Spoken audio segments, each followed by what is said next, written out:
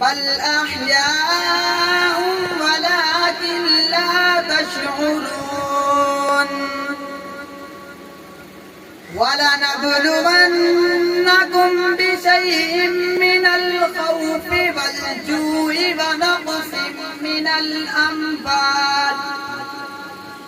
ونقص